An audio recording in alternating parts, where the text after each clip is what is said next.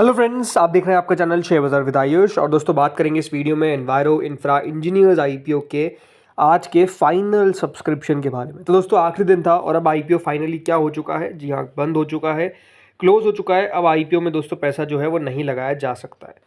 10 रुपये की फ्रेंड्स इसकी फेस वैल्यू थी, करीबन 140 से 148 का प्राइसमेंट था, 101 शेयर का लॉट साइज था। कुल मिलाकर 650 करोड़ का ये आईपीओ है, जिसमें से फ्रेश इशू करीबन 572 करोड़ का था, तो ऑफर फॉर सेल 78 करोड़ का था। ये सब तो आपको पता ही है। तो चलिए सीधे बात किस पे करते हैं, कितना दोस्तों आईपीओ में आज फाइनल पैसा आया। सो फ्रेंड्स, शुरुआत के 2 दिनों में अगर इशू को आप देखेंगे तो जो रिस्पांस मिला था, राइट, क्यूआईबी कैटेगरी ने 2.5 गुना सब्सक्राइब किया, एचएनआई कैटेगरी ने ऑलमोस्ट 35 गुना सब्सक्राइब किया, 34.6 times to be precise. Retail ने 8.82 टाइम्स, एम्प्लॉय ने 13.83 टाइम्स। तो कुल मिलाकर दोस्तों पहले 2 दिनों के अंदर ही इशू को 12.5 गुना सब्सक्रिप्शन मिल गया था। तो इशू को सब्सक्रिप्शन तो अपने आप में अच्छा मिलने वाला था, ये पता था। सवाल ये था कि दोस्तों कितना पैसा जो है वो आएगा specifically from the QIB category, जो 2.5 गुना भरा है, ये कितना और बढ़ता हुआ नजर आएगा, एचएनआई कितना और बढ़ सकते हैं, और रिटेल स्पेसिफिकली कितना दोस्तों रिटेल भी पैसा लगा सकते हैं ऑन द लास्ट डे। तो वही दोस्तों हमारे जो सामने डेटा है वो निकल कर आ चुका है। तो चलिए सीधे बात करते हैं सब्सक्रिप्शन की डेटा पे। सो फ्रेंड्स, वो क्यूआईबी जिसने 2 गुना सब्सक्राइब किया था इशू को 2 दिनों में, आखिरी दिन आईपीओ को सब्सक्राइब किया गया है 157 टाइम्स। यानी बात क्या है कि देखिए क्यूआईबीज ने इशू को बम्पर सब्सक्रिप्शन दिया। और यही कल मैं बात कर रहा था दोस्तों कि क्यूआईबी कैटेगरी जो है वो इस इशू को काफ़ी बढ़िया सब्सक्राइब करने वाली, इसमें बहुत ज़्यादा दोहराए नहीं है। और एग्जैक्टली दोस्तों वो आज साबित हो गया जब 157 टाइम्स क्यूआईबी ने इस आईपीओ को सब्सक्राइब किया। कुल मिलाकर दोस्तों क्यूआईबी कैटेगरी को 87,69,000 शेयर्स ऑफर किए गए थे, बट सामने करीबन 137 करोड़ शेयर्स के लिए जो एप्लीकेशन है वो आता हुआ दिख गया। यानी अगर आप देखेंगे तो क्यूआईबीज में इस प्रकार का मैसिव रिस्पॉन्स देखने को मिला है। कुल मिलाकर दोस्तों क्यूआईबीज ने इस इशू में 20,380 करोड़ रुपए डाले, जो अपने आप में आप समझ सकते हैं कि कितने शानदार है। और ये दोस्तों आना ही था, बिकॉज इश्यूज बहुत ज़्यादा अच्छे आ नहीं रहे थे। बट जिस इशू में भी थोड़ा सा यहाँ पर लगता है कि हाँ चांसेस है लिस्टिंग गेन के, और लग रहा है कि पैसा जो है वो बन सकता है, तो आप समझ सकते हैं कि दोस्तों क्यूआईबीज आ जाते हैं। क्यूआईबीज में बेसिकली होता कौन है, देखिए फॉरेन इंस्टीट्यूशन इन्वेस्टर्स आप कह सकते हैं, बैंक्स मेजरली अगर आप देखेंगे तो आते हैं, और कुछ म्यूचुअल फंड्स हैं जो डेफिनेटली पार्टिसिपेट करते हैं। अब देखिए बैंक्स भी अगर देखा जाए तो फ्लिप के लिए जाने जाते हैं, मतलब उनके पास शेयर आते हैं, लिस्टिंग इन होता है, बेच देते हैं। अदर इनकम अगर आप नोटिस करेंगे जब भी बैंक की बैलेंस शीट आती है तो वो इसी जगह से तो होती है मेजरली, बिकॉज यहाँ पर काफ़ी तेज़ी से पैसा जो है वो बेसिकली बनता हुआ नजर आया बैंकों का।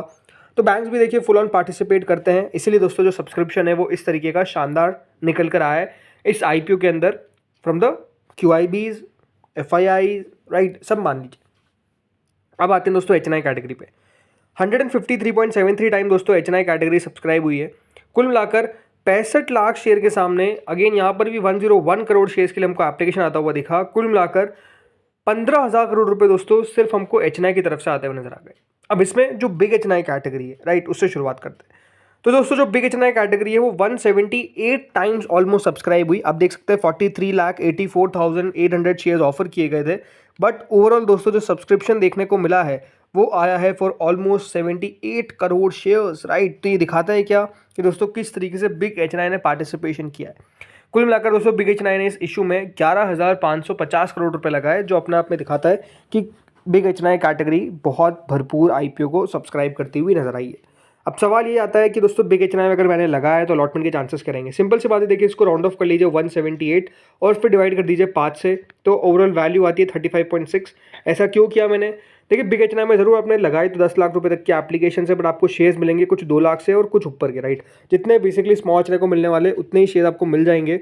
तो इसीलिए दोस्तों जब आपको शेयर्स इतने के मिल रहे थे, मतलब क्या है कि 10 लाख का आप एप्लीकेशन लगाए, 2 लाख का आपको शेयर्स मिले, बाकी का रिफंड, तो 10 divide by 2 it's 5 almost, right. तो इस तरीके से एक अप्रॉक्स निकाल जाता है। तो ऑलमोस्ट मान लीजिए कि हर 36 में से एक या फिर हर 35.6 में से एक को अलॉटमेंट जो है वो मिलेगा किसके अंदर, अगर आपने बिग एनआईआई कैटेगरी में आईपीओ अप्लाई किया है।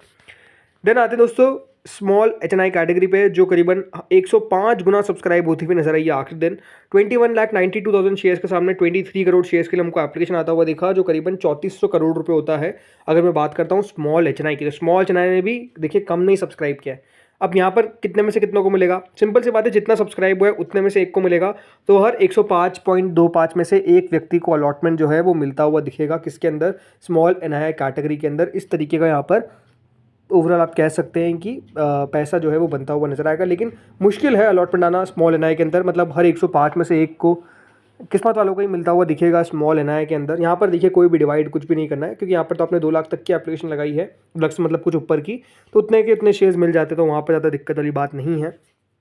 अब आते हैं किसके ऊपर, रिटेल कैटेगरी के ऊपर, जो अपने आप में मेरे हिसाब से एक्सपेक्टेशन से फार अहेड सब्सक्राइब होती हुई नजर आई है। कितना? 24.26 टाइम्स।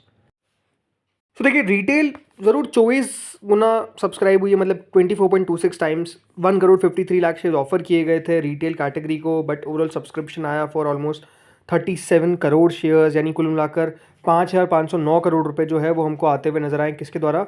रिटेल के द्वारा इस इशू के अंदर। तो अब सवाल यही आता है कि रिटेल में अलॉटमेंट कितनों को, मतलब कितने में से कितनों को मिलेगा, राइट? सो देखिए रिटेल के अंदर होता क्या है ना, मेजरली आपने 24 गुना तो सब्सक्रिप्शन देखा है, तो हर 24 में से एक को मिलेगा क्या? Answer is no, right? क्यों ऐसा है? बिकॉज देखिए रिटेल में होता क्या है, आप एक लॉट से लगाकर कितने लॉट तक लगा सकते हैं? For 13 lots, right? काफ़ी लोग होते हैं जो 13 लॉट्स लगा देते हैं, ये सोचते हैं कि अगर मैं 13 लॉट लगा देता हूँ तो मेरे chances of getting an allotment is definitely higher, मतलब मुझे ज़्यादा चांसेस रहेंगे अलॉटमेंट आने के रैदर देन जिसने एक लॉट लगाया। ऐसा नहीं होता है। रिटेल में देखिए अलॉटमेंट होता है ऑन लॉटरी बेसिस। और सबसे बड़ी बात, अगर आपने 13 लॉट भी लगाए, फॉर एग्जाम्पल आप मान लीजिए आपने मैक्सिमम लॉट बिद किए किसके अंदर? रिटेल में, तब भी आपको मिलेगा कितना लॉट? एक लॉट। रिटेल में आपको मैक्सिमम और मिनिमम एक लॉट मिलेगा in terms of over subscription, और लॉटरी के कारण अलॉटमेंट होता है। तो हमेशा दोस्तों हम एप्लीकेशन से देखते हैं कि कितनी एप्लीकेशन आई है रिटेल के अंदर। तो एप्लीकेशन आई है दोस्तों इतनी 30,13,314। ये कहाँ से है? ये डेटा आ जाता है। इसको दोस्तों मल्टीप्लाई करिएगा किससे? 101 से, ठीक है? 101 क्यों? एक लॉट पे 101 शेयर है, और फिर उसको डिवाइड कर दीजिएगा इस वैल्यू से। इसके बाद जो आंसर आएगा आपका, या फिर जो वैल्यू आएगी, वो ऑलमोस्ट आएगी 19.83, राइट?